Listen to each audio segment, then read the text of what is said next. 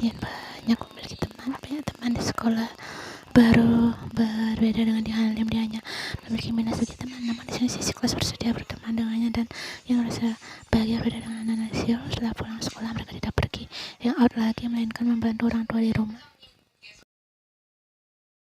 Ian pulang sekolah dengan berjalan kaki jika tidak dijemput oleh pamannya, karena jalan rumah ke sekolah tidak terlalu jauh. Selama desa Cio Ian tinggal di rumah bibinya, mereka bersedia menampung Ian saat mendengar permasalahan yang dialami gadis itu.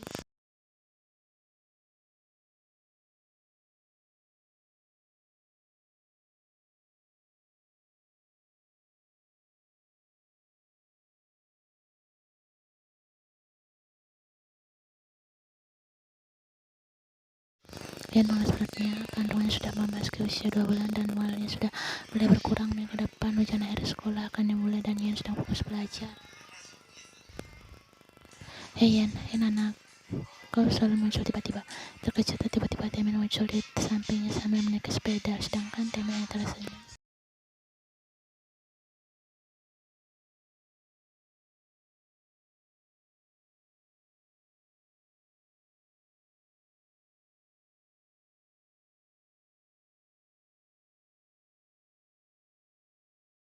Temen turun dari sepedanya kemudian berjalan di samping Ian sambil mendorong sepedanya dengan perlahan. Ian hanya tertawa melihat tingkah laku Temen. Kiri kanan jalannya terlihat hamparan lautan yang begitu indah, dan Ian melihat ada sebuah mercusuar di sana.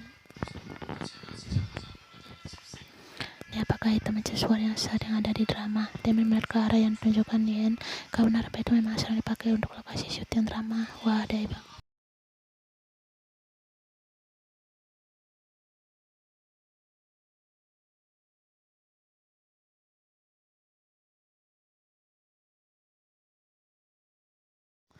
Temen tersenyum. Sejujurnya dia selalu mengikuti Ian kemanapun gadis, karena menyukai gadis itu yang sangat cantik dan membuat Ian jatuh hati pada pandangan pertama. Belum lagi sifat Ian pendiam dan sopan, tapi sepertinya Ian tidak peka dengan perasaan Temen, sehingga Temen hanya bisa bersabar. Dia belum memiliki keberanian lebih untuk mengungkapkannya.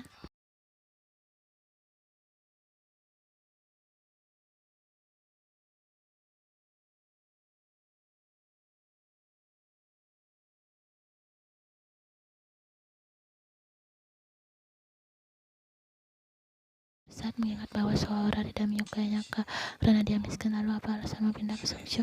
Ada sebuah alasan yang kuat dan aku belum bisa menceritakannya. Ian tersenyum. Bisa jadi tebakanmu benar. Ya Tuhan, kenapa masih ada laki zaman sekarang yang mempermainkan hati wanita? Padahal wanita ini sangat rapuh dan butuh perlindungan.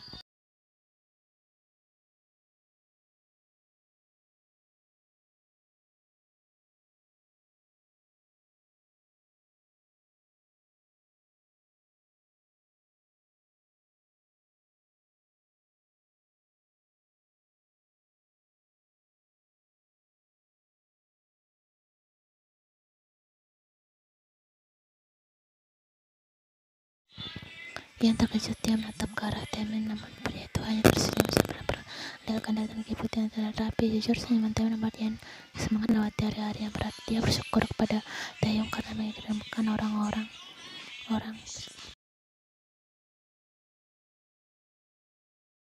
Temen mengantar Ian pulang sampai ke rumahnya. Keduanya terlihat ceria dan saling mengobrol satu sama lain. Sudah sampai. Kenapa rasanya singkat sekali? Ucap Ian.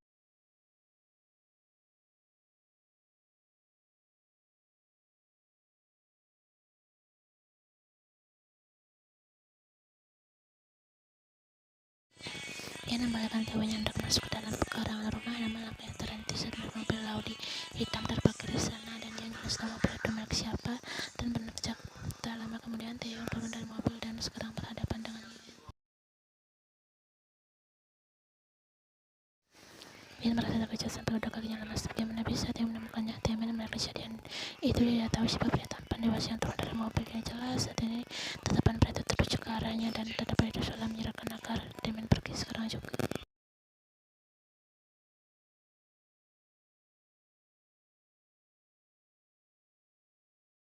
Akhirnya Temen menaiki sepedanya dan hendak pergi, namun Ian menahan tangan Temen membuatnya tidak jadi pergi. Tunggu, aku ingin ikut denganmu.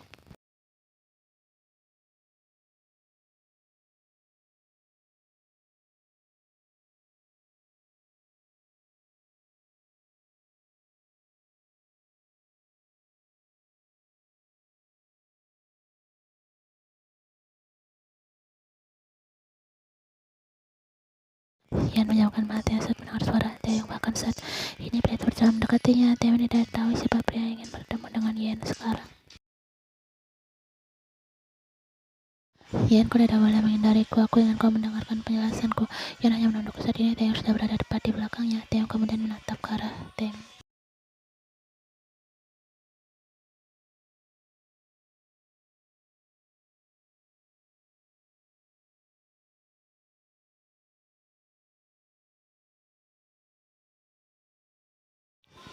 Maaf Tuan, Anda siapa yang Ian? Aku melihat Ian enggan bertemu denganmu. Sebaiknya jangan memaksa jika Ian tidak mau. Lama-lama kelakuan Taeyong membuat Taeyong kesal juga. Aku adalah suaminya Ian walaupun dia enggan, tapi kami harus bicara. Sebaiknya aku pulang ke rumahmu sekarang.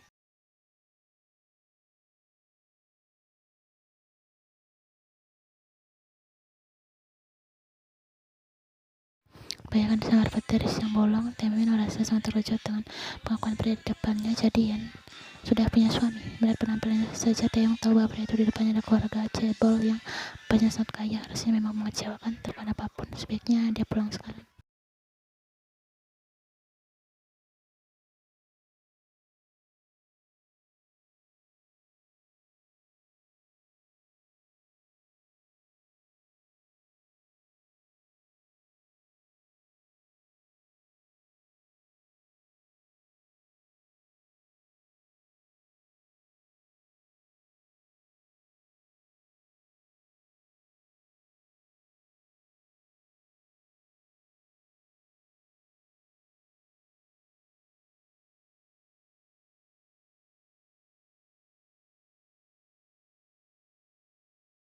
Setelah kepergian Taeyong, kini tinggal Ian lah dan Taeyong. Ian membalikkan tubuhnya menghadap pria itu, namun Taeyong hanya menatapnya dengan senyuman tanpa rasa bersalah. Untuk apa kau datang ke sini? Ucap Ian dengan lirih. Hal itu membuat Taeyong sakit hati, tapi dia tidak menyerah.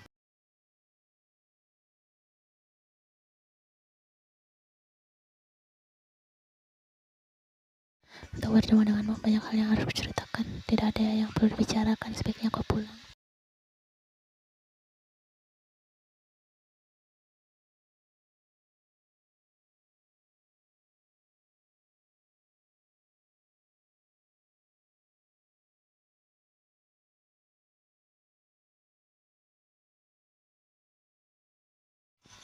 Tapi kedatanganmu hanya untuk kasihan karena aku hamil. Jangan lupakan aku. Kau tidak perlu kasihan padaku karena aku bisa membesarkannya sendiri. Taeyong merasa terkejut. Dia ditolak mentah-mentah oleh Ian, tapi Taeyong tidak menyerah. Taeyong mendekati Ian dan memeluk tubuh Ian dari belakang. Ian merasa tubuhnya membeku saat kembali merasakan pelukan Taeyong. Bukan karena kasihan, tapi karena rasa tanggung jawab. Bagaimanapun, aku adalah ayahnya. Apakah kau tega membesarkan anak gitu tanpa mengenal ayahnya? Ian hanya diam, matanya kembali berkaca-kaca sekarang.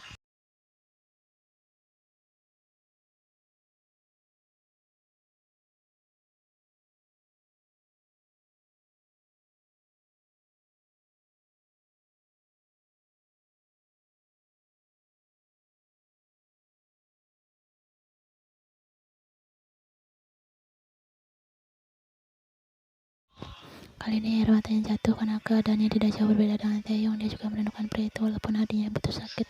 Aku memikirkanmu siang malam, bayangkan hari-hari saat kita masih bersama. Bahkan menyentuh sisi ranjang yang kosong, aku merasa sangat menyesal dan kehilangan. Aku sadar bahwa aku tidak bisa tanpamu ya.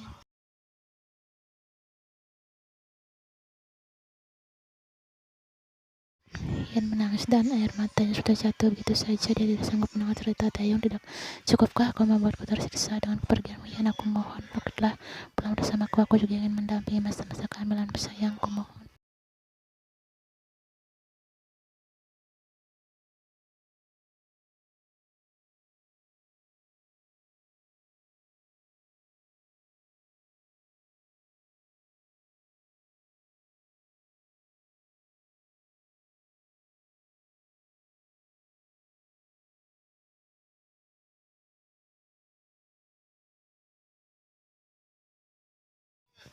Dia mengulurkan tangan mengusap lelehan air mata di pipi Ian, lalu menggenggam tangan gadis itu dan mengajak punggungnya dengan perlahan.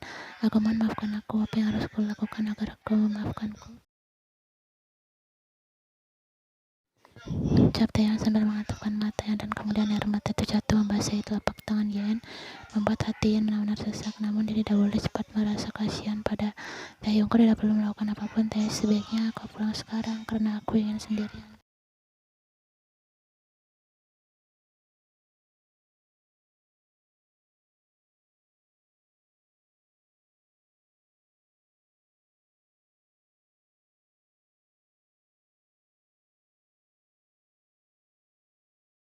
Ia menarik tangannya pelan dari genggaman Taeyong hingga akhirnya terlepas. Taeyong berusaha tersenyum walaupun hatinya dihantam rasa kecewa yang begitu dalam. Aku tidak bisa menemukanku, berusaha agar kau melihat kesungguhanku, agar kau mau pulang bersama aku. Mau kau pulang, izinkan aku menyapa bayi kita.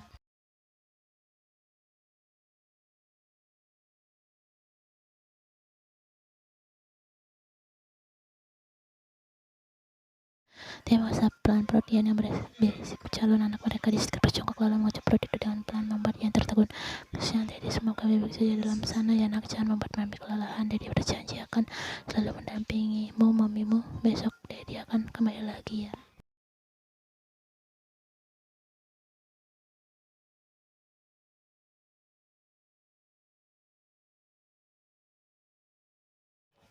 Ian merasa sangat terharu. Kemudian Taeyong kembali berdiri dan mensejajarkan dirinya dengan Ian. Sekarang kau bisa pulang, Taeyong, aku masuk dulu. Jika kau tidak mau, aku tidak akan memaksa. Aku akan pulang. Jaga anak kita baik-baik, sayang, aku mencintaimu. Ian hanya mengangguk. Dia kemudian melangkah masuk ke dalam rumah, dan air mata yang terjatuh sejak tadi ditahan dengan berada di depan Taeyong.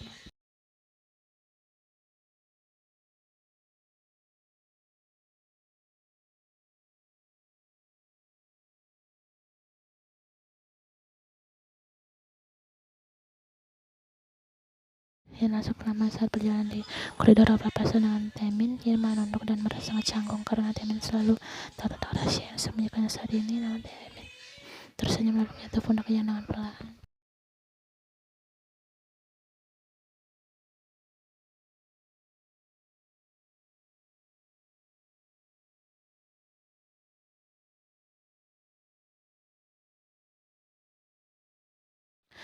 Soal kemarin aku minta maaf, kau sudah tahu semuanya kan? Apakah kau tidak mau bertemu denganku lagi? Taemin tertawa kemudian menggeleng. Hei, mana mungkin aku seperti itu, tentu saja kita masih berteman.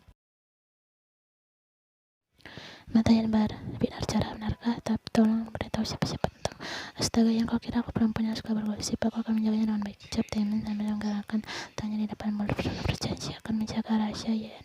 Ian tersenyum kemudian mereka berjalan bersama menuju kelas.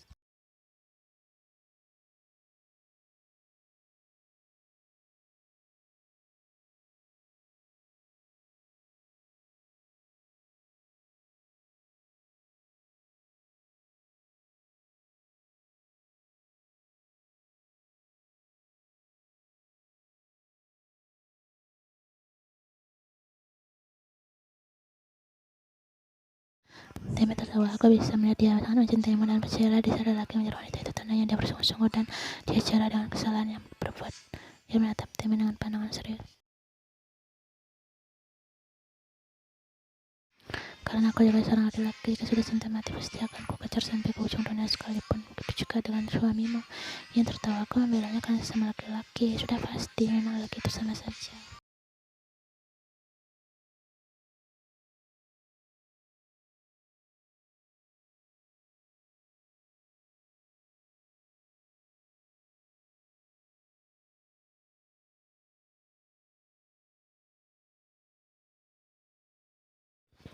Ian memutar bola matanya malas. Katakan saja aku sudah membela kamu lagi. Taemin tertawa, sedangkan Ian memasang wajah kesal dan menunjuk lengan ke lelaki itu. Mereka sedang tertawa dan akhirnya masuk ke dalam kelas. Taemin sudah menganggap layaknya teman dekat, hanya sekedar teman, tidak lebih, karena harapannya sudah kandas.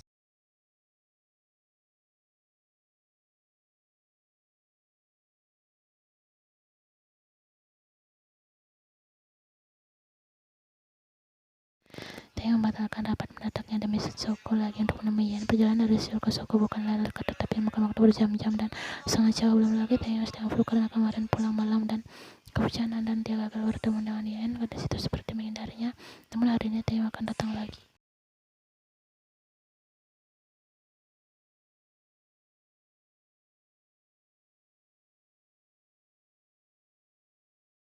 Saja Manda terlihat kurang sehat, masih ingin pergi ke Tokyo. Teo mengangguk. Dia berkali-kali urusin. Aku akan pergi, Yonjon. Tolong, kau harus berteman kalian untuk besok. Baik saja.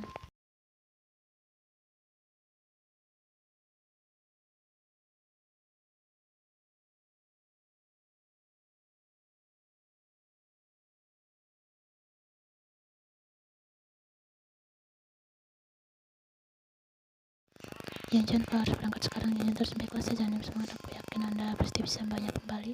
Teo hanya tersenyum mendengar apa yang dikatakan Yonjon, kemudian memutuskan keluar dari ruangannya. Teo yakin pada dirinya sendiri bahwa dia bisa membawa Yan kembali bersamanya. Dia masih berhak selagi gadis itu belum melayangkan gugatan cerai. Mereka masih suami istri yang sah.